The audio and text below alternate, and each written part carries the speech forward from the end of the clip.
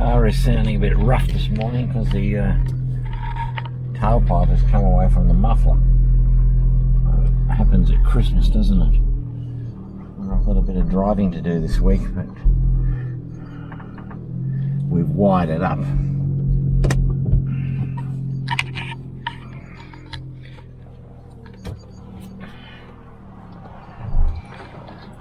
And so we set out on another adventure on the Cherikota channel. Not unlike the last episode, which was the search for Major Eddie. And we're off. The exhaust is sounding a bit throaty. So, yeah, sometimes in life you're real lucky, you know.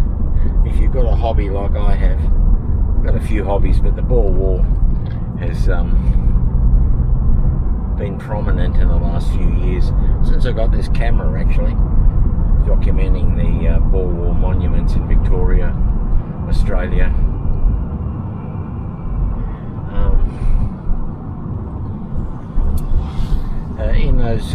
In those adventures, and one of them is Talbot, where we're going today, I came across the memorial to Captain Robert Westrup Salmon, who died in Naaupoort, Northern Cape, the Karoo, in early 1900. The operations around Colesberg, which are turning out to be one of my favourite places I visited. So yeah, he died of enteric fever. There was a military hospital in Naaupoort. So that was on when I was organising my holiday. I told the tour guide that's where we wanted to go. We wanted to go to see the memorial in South Africa for Captain Salmon. So I'm just going to go briefly over Captain Salmon. They were gentry, they were graziers, right? They were a wealthy family that settled in Talbot, or just outside Talbot, what's called Daisy Hill now, but at the time they called it Amherst. And they were wealthy graziers. They owned property, large property.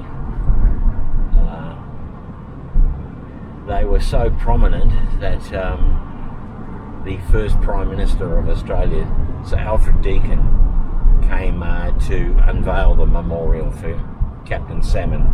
Captain Salmon was an adjutant, a lieutenant, when he left with the 1st Victorian Mounted Rifles, the 1st contingent.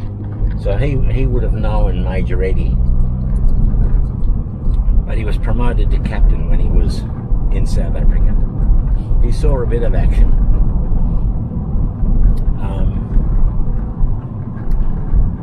Where was I? Yeah, now his big brother, so Captain Salmon is a twin, but he has a big brother, and that brother was a doctor. He went to England and did training to be a doctor, but he didn't seem to spend a lot of time in surgery and working as a doctor when he got back to Australia.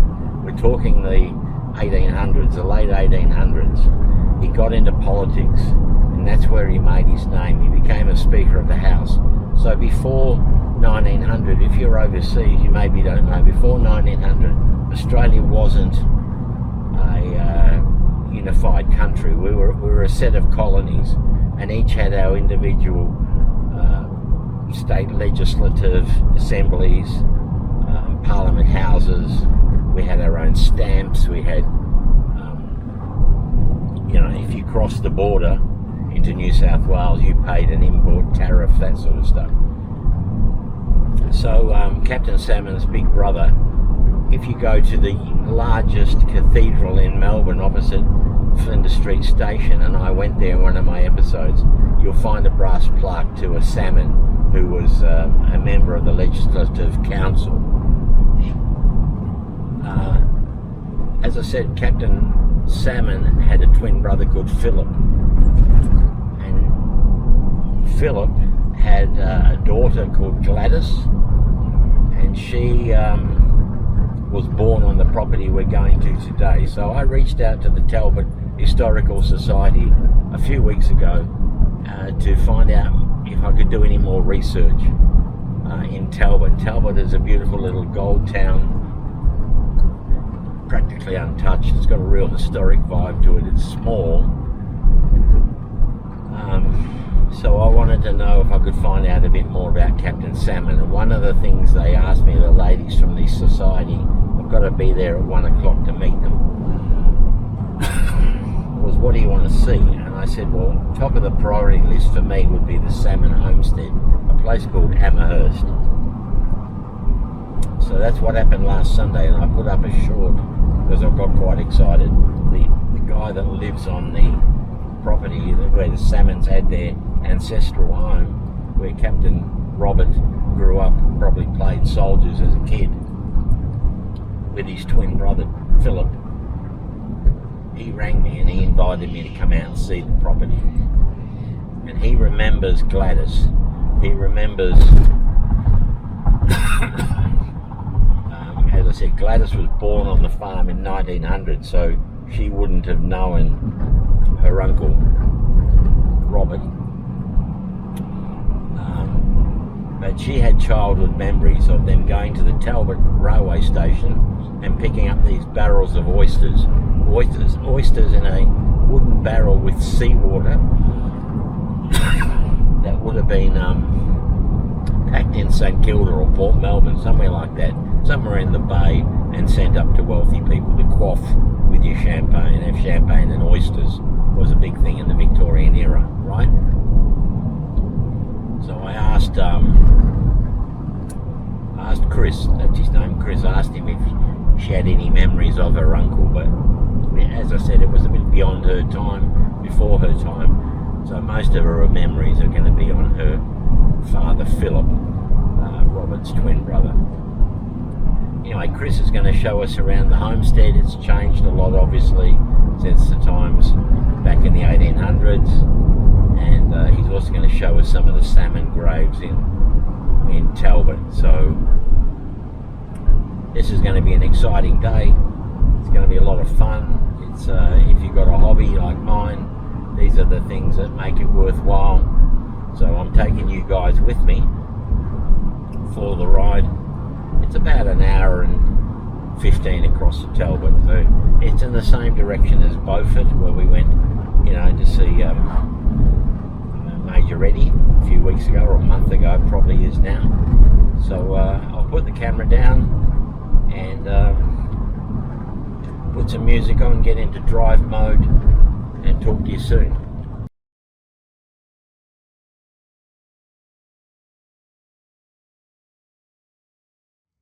We were only 2 days at Naaupoort when we were ordered on here. Had a very rough time of it getting here and have been very busy placing the men. Victorians go to Mader's farm, 100 West Australians go to Slingersfontein, 40 Tasmanians to Jasfontein, another 150 horses have arrived. We mounted 100 South Australians and 50 Victorian rifles, and they sent out to push along the line. We are now all in different camps. On arriving in Rensburg, I was made staff captain. I was looking after horses, etc., when word came from General French that he required 50 men mounted as an escort. I got them ready, and to my surprise I was put in charge, with Lieutenant Reid of the Tasmanians as an officer. We had a few men from each colony, only 3 Victorians, and we were called the Federal Company. I took them out twice patrolling, and on the 9th of February we received orders to proceed to Jasfontein. At 4 a.m. next day we left camp and went out to meet Captain Cameron. He had 16 men and I had 30. We had orders to bag 50 Boers who were at a farm about 6 miles from Jasfontein. In about 2 hours I received orders to take up my position on a kopje and was informed that Captain Hamilton had been cut off. I was to do my best to get him out. I started off but was soon pulled up by a wire fence. I sent a couple of men to find the gate, which was discovered about 250 yards from the kopje. We reached the gate, and I was putting the men through when I saw a splash on the ground just in front of my horse, then about 20 more. You cannot have the slightest idea how I felt. I could not see where the bullets were coming from, but soon discovered that the kopje was full of the beggars. We had waited for us. I gave the order to retire, gallop and scatter. You should have seen our fellows spread. Then the bullets came faster than ever. 5 just whizzed past my head, and all round it was just as though someone had taken a bucket of stones and slung them after us. We got out of range, then halted and turned round. About 200 yards away we could see the bullets ploughing up the ground. I waited for a while, then, seeing Hamilton, we joined forces. He said I'd done the very thing he required, as he was being peppered, but my party drew the fire away. He had 6 missing and 1 wounded. We went back to camp, and I went on to look up Cameron. I took up a fine position on a kopje and waited for about 2 hours. At last I saw Cameron and his men clearing out across the veldt. I signalled, and he replied, "Clear out, we are outnumbered." We made a bolt for it, and when about 500 yards away the bullets came fast and furious, dropping all around us. It was a nice trap we'd got into. I'm thankful to say I did not lose a man, though 2 of our horses were killed. You will know before this that Lambie was killed. Poor fellow, I feel sorry for him. I fancy we will have a very warm time in this corner. There are a great many Boers knocking around here than there was thought. You know that General French has left here and that General Clements is now in charge. 8,000 troops have been taken away, and the Boers, knowing this as well as we do, are coming down in droves. So it's tricky. This is Talbot. They've got their market on. Lots of people. That's the good news. Beautiful weather. That's good news. Bad news is that there's no phone reception at all. I managed to get through to Chris twice, but the phone dropped out before I could get anything. He's left me a message, but I can't get the message. So I don't know what I'm going to do. I've got to find Salmon Road somehow. They gave me a map, which is the whole area. It's not of Talbot and the small towns. The Historical Society is not open. Hello.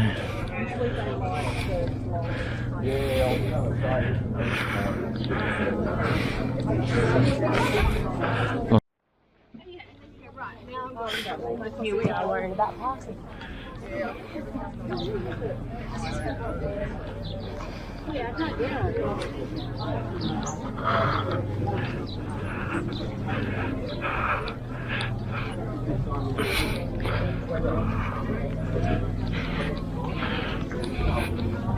Ground. If I go down there and then turn right, is that the way to get there? That's right, yeah, you've got to go over the main road there and another couple of 100 metres and you'll see. Be on my left. Yeah, yeah, so this road here, straight through. Yep. And then you'll see it on the right. Okay, thanks a lot. No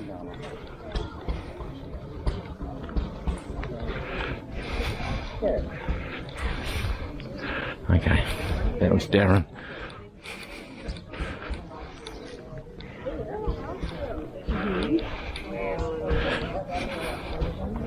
So yeah, this would have been Captain Salmon's. He was very heavily involved in the council, as were all his family. They were council members, and this is where the monument used to be. Okay, you see where this rose bush is with the plinth. This is where Captain Salmon's memorial stood for most of its life, right?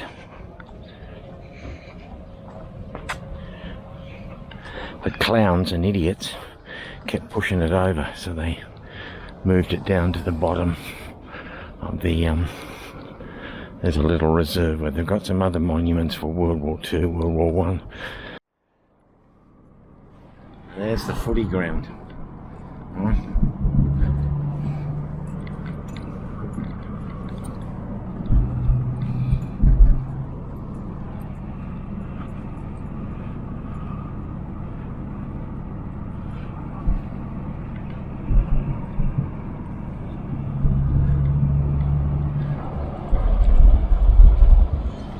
So we're looking for Salmon Road. That's how important these people were. They had their name, the road named after them.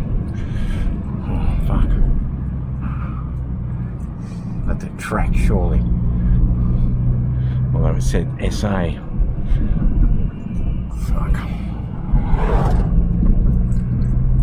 Yeah, it's not a road, it was a track. There's an exhaust place there, and I need my exhaust done. Ah, look at this.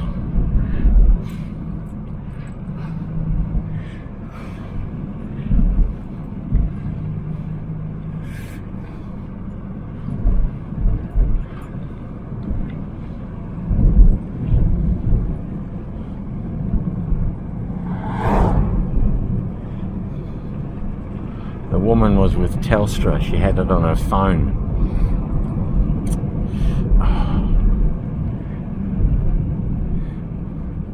Come on, folks, there should be a road.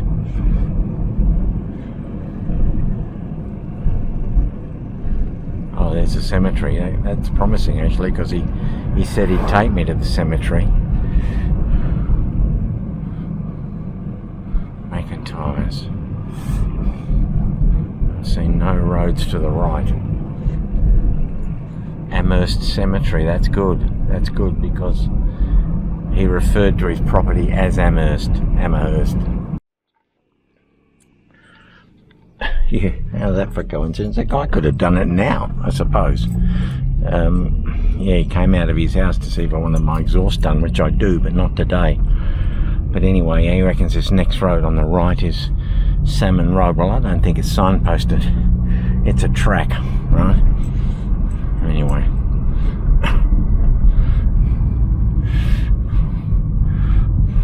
I think we're getting close.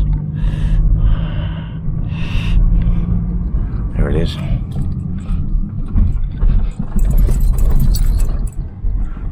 Right, so now we're going to find 115.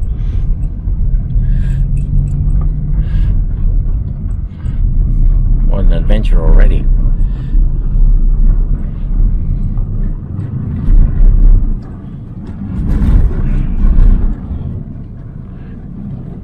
Of course, the likelihood of a farm being easily signposted, although I think it should be a reasonable size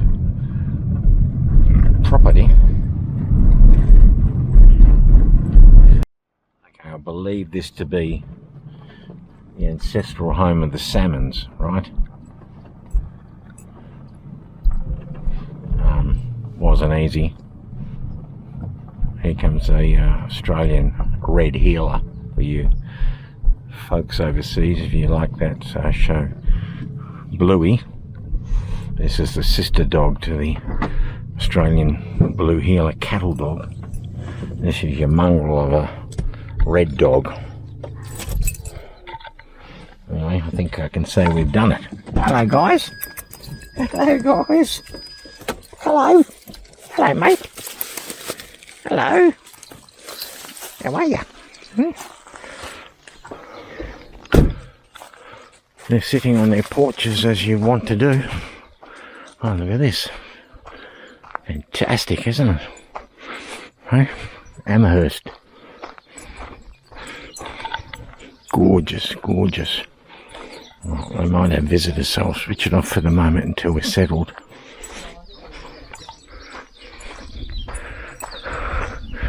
Gorgeous garden.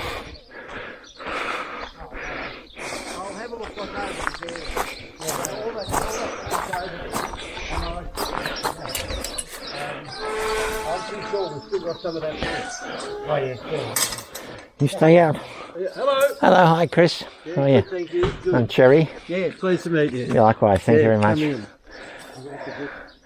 Hello, hello. Yeah, this is a friend of ours. He's just you're an amateur historian. No, just This wheelbarrow was made for Alison when she was a little girl by her grandfather. how cute. Yeah, and so Skeet's a builder, retired. He spends a lot of time out here. We're friends. So he just patched it up for him, put a bit of wood in, do a better job than me. I'm rough. So anyway, so he bought that this morning. I stopped at the exhaust place your neighbour up there, because Yes. I got no phone reception. No. Just coincidentally, I need a new muffler. So I Okay. saw he was open, so I Yeah, popped yeah. in. He knew Salmon Road. Yeah. Because it's not signposted, Chris. No, not very well. Yeah, anyway, I'm No. here. This is Yes. gorgeous. This is So gorgeous. this is where the salmons lived. This is where Robert was born. Here. Is there water here? Is there a well or creek or something? There's never been a well here that I know of. Where did they get their water? Dams up here. Right. I think they would not have had very much water. Right. Frankly, there's the water here is brackish, the water table, but there has never been. I've been here for, my parents came out here 55 years ago. We moved here, and I've been here 40 years. There is absolutely no remnants of a well, and there's no talk of a well in the history of the place. And they would have had some tanks. There's a couple of dams up here with a pipeline that comes down from the dam to the house.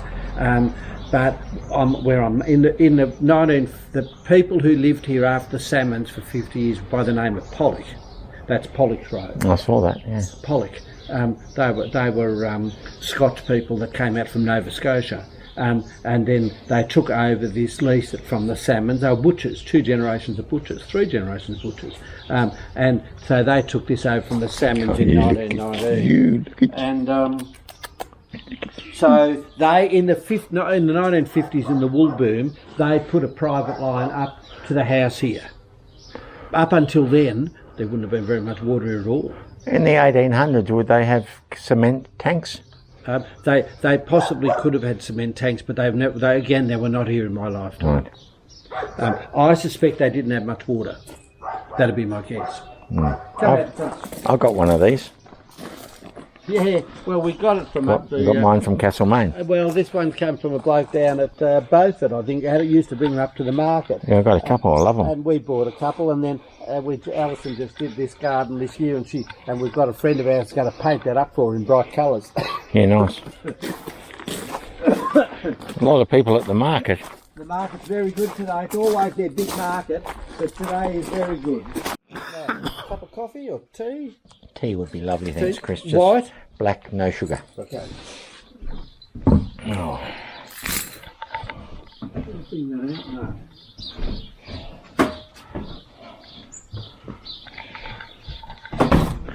No. Here we are, eh?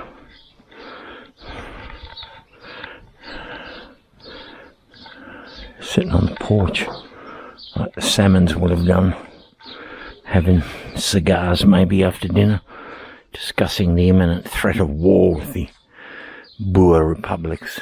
Imagine Salmon and his brother Philip sitting out here with their lead soldiers as boys, ordering and commanding his troops. But mid 1899, the family would have been out here discussing the black clouds of war looming. Oh, look at you, you sweetheart. Hello. What are you? A salmon dog. Right? King Charles, I think they are, aren't they? Hello, sweetheart. You're very shy. There's out here, probably, maybe Salmon's older brother, maybe the father. Is that a King Charles Spaniel? Yeah. So this is, I found this rolled up in an old shed out the back years ago when I moved up here. So this is to show you how it was. So this is the house that Philip built. Yes. Which is this brick place. Right. In 1894. Right. The original dwelling was here.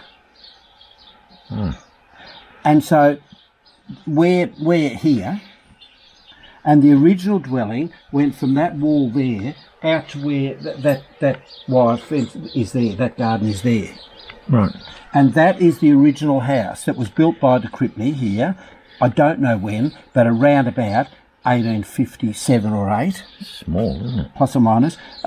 Well, it went from that there out to that there. So for the times, it probably wasn't too bad. And now this is, it says their present building with a veranda out here, and then they made that into a conservatory, and this actually became a ballroom with a salmon coat of arms on it that they brought out from England when they came out. Yeah. They were well heeled, these people. And so that is the original, and that shows there, this is the original house, which I've got photos of, as it was, before this was built. That was the original house, and then this became the conservatory. Yeah, right. And so that is where that's where your Robert Salmon grew up. Yeah. This was built in 1894. He would have lived in here as a grown-up, older teenager and adult, but this was Philip and his wife and their 2 daughters lived here. Did you say Gladys? Was that the daughter? No. The woman from Canberra. Phyllis. Yes, right. Phyllis Rayner. Right. What's the date on there? Is it 1894. Wow. Brilliant. So that was, I just thought that would give it in perspective for you. So they lived there. That's fantastic. Alright, so over there maybe, that section, a young salmon with his lead soldiers, with his brother Philip. The older brother would have been dismissive of such games. He was probably off at medical school by then. A very ambitious man was the older brother. Wow. Well, what do you think, little thing? These floorboards. They look old. They look original. They're gorgeous. You can see the old nail marks.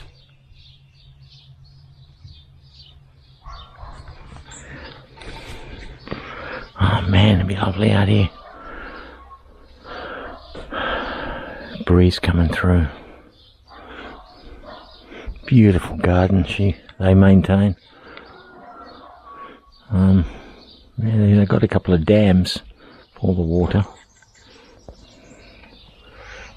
Anyway, getting a cup of tea. Should be nice. Oh man.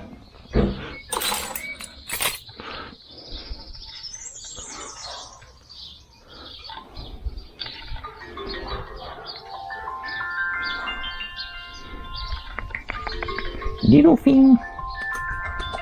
Little thing. No. The little thing wants nothing to do with me. Over there is Bill and Ben, Flower Pot Men. It was something I watched as a kid. These floorboards look very old, Chris. They were put there by Jean Pollock in the 1950s as well. Oh, they're gorgeous. They're Jarrah. Oops. Have a biscuit? I'm okay for the moment, thanks. And then, so this is, so now you're looking at, so that is the original dwelling. Oh, yeah. Where the salmons lived. Which, you know, obviously they're putting up the paling fence around the new house. But, so this was put in, you know, and that's the like the kitchen and the maid's quarters and that down the back. That's what this property is called, is it? Daisy Hill Park? It's called Daisy Hill Park. So the original area here was Daisy Hill. Yeah. Here. And so Amherst, as it's called, Amherst is just up here. Yeah. Well, Amherst was originally Daisy Hill. And then Talbot was originally Back Creek. All right. And then it was called Daisy Hill for the obvious reason. There are lots of daisies here on those hills and through the bush. They grow profusion. They're beautiful. And so then they did what the English did everywhere. They renamed the places after English people. So there was Lord Amherst and Lord Talbot. So they renamed Daisy Hill Amherst. Yeah, right. They renamed Back Creek Talbot. Right. Where you came through Daisy Hill was called Emu. Right. So they renamed that Daisy Hill. Okay. And the creek here that comes down here is the Daisy Hill Creek. Yeah. That's what it's called. It's the Daisy Hill Creek. Yeah. And this property was originally called Daisy Hill Farm, as they did in England, where they were calling farms. And then later it got changed to Daisy Hill Park.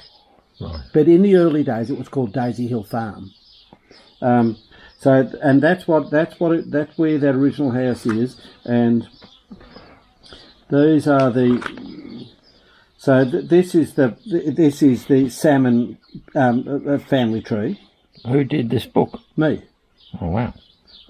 So this is the salmon family tree. And there's Robert there, Robert Westrup. Yep. And do we know where Westrup comes from? Yeah, I should be able to tell you that. I don't know that it's in here. The Arnells were Susanna's family.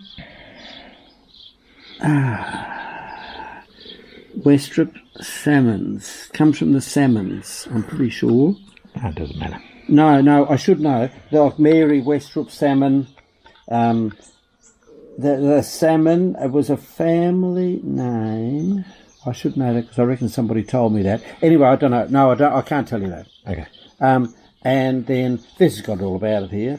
And that's the Arnell family, which the Arnells were the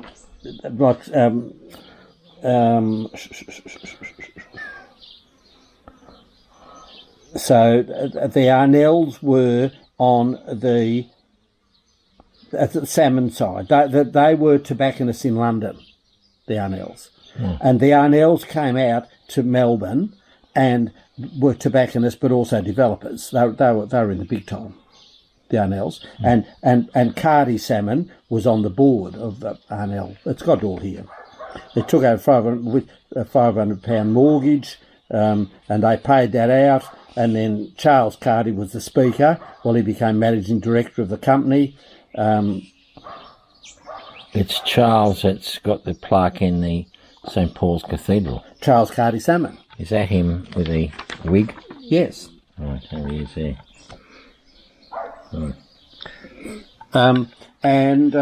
He's the one that Phyllis and her sister, Phyllis and Florence and Phyllis, Florence, her sister, Flo, her daughter's a bed in Melbourne, I've met her.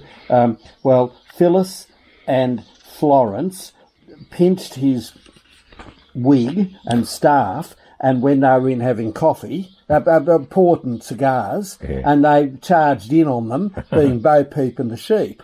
And Phyllis laughed and said we were soundly spanked for our troubles, he told me. It wasn't what young girls were supposed to do.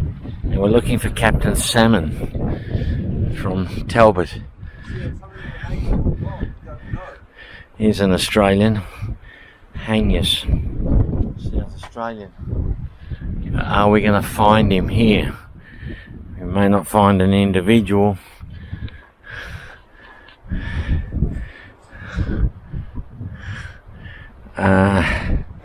Kitchener's horse, Victoria, okay, they're all mixed up. We've got Victorian Imperial Bushmen, Hussars. There he is. Attention, sir. Captain Salmon reporting for duty, sir. There he is, Captain. I've been to Talbot, Salmon. Captain.